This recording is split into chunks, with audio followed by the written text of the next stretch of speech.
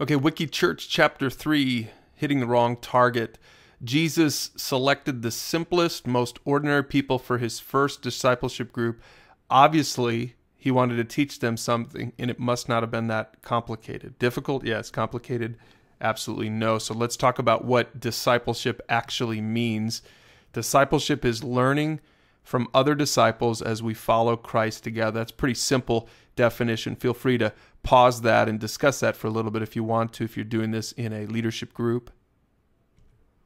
He goes on, he says, one thing is clear from the story of Jesus calling a tax collector to follow him.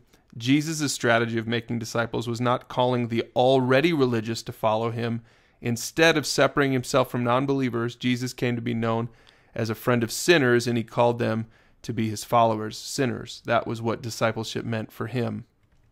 This next paragraph is really important. When Jesus told his disciples to go and make disciples of all nations, none of them thought he meant for them to gather up all those who already believed and start little discipleship groups.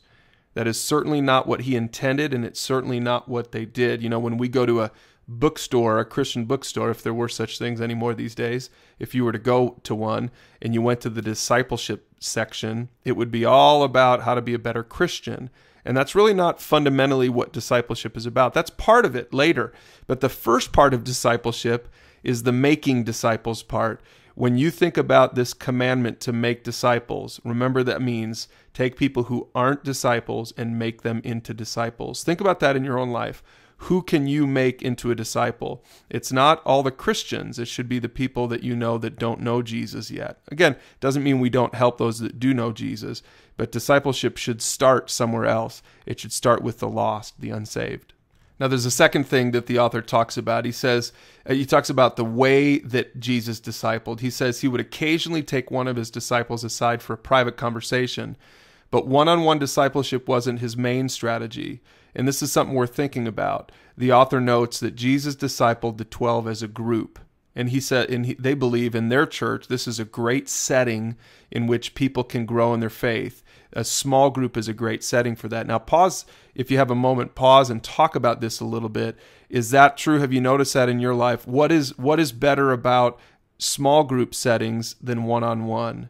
And maybe what can you do in one-on-one discipleship that you have a hard time doing in a small group setting? And think about the advantages of a small group as our primary strategy rather than one-on-one discipleship. Talk about that for a minute before you move on. Morell continues. He says, discipleship is about building 3 key relationships, first with God, then with non-believers, and then finally with God's people. And he talks quite a bit about this. This is really a simple way to define these relationships, connecting with God, connecting with those who don't know Jesus, and then connecting with God's people and connecting those people that you discipled with God's people. That's important as well. Now, chapter 4, he talks about the power of process. So we're going to get specific now and look at how they processed this as a church. And then, of course, we can talk about how we do it as a church as well. He talks about the 2 foundational building blocks for them. One was the power and the presence of the Holy Spirit. And I want to remind you, as you're reading this book, Victory Church is a Pentecostal, charismatic type of a church. Don't be afraid by that. That doesn't mean we're a Pentecostal church. That's part of the flavor of their church, and it's very important for their ministry. You can talk about that if you want to for our church. But the second thing also, by the way, that doesn't mean that we don't have the power and the presence of the Holy Spirit at our church just because we're not all Pentecostal. We do have a lot of Pentecostals at Alpine, but most people probably wouldn't identify themselves like that. But the power and the presence of the Holy Spirit is still very important. I encourage you to go look at principle number 4 in our Foundations booklet. But the second thing is a Christ-centered, word-based, systematic, small group discipleship program. And again, you can maybe think about that in our context at Alpine. A big part of that for us is obviously foundations, but not just foundations, but also how we flesh that out, everything else around foundations. And you can see all that at our resource website, rednotes.org.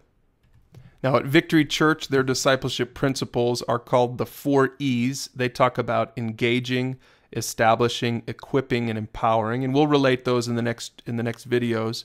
and then over the next chapters, we'll relate those to how we view those things. We basically have those same 4 things, but we don't use the same language and terminology. Again, we talk about the 3 steps. Number 1, check us out. Number 2, take foundations. And number 3, keep building. And what would be a good thing to do is talk about that a little bit right here. In fact, before you go on to the next chapters in this book, the next video in your playlist is the video called How to Pursue God at Alpine Church. It's a 5-minute video. Why don't you watch that next and make sure you get that process clearly in your mind before you go on to look at how they lay out their 4 E's at Victory Church in Manila.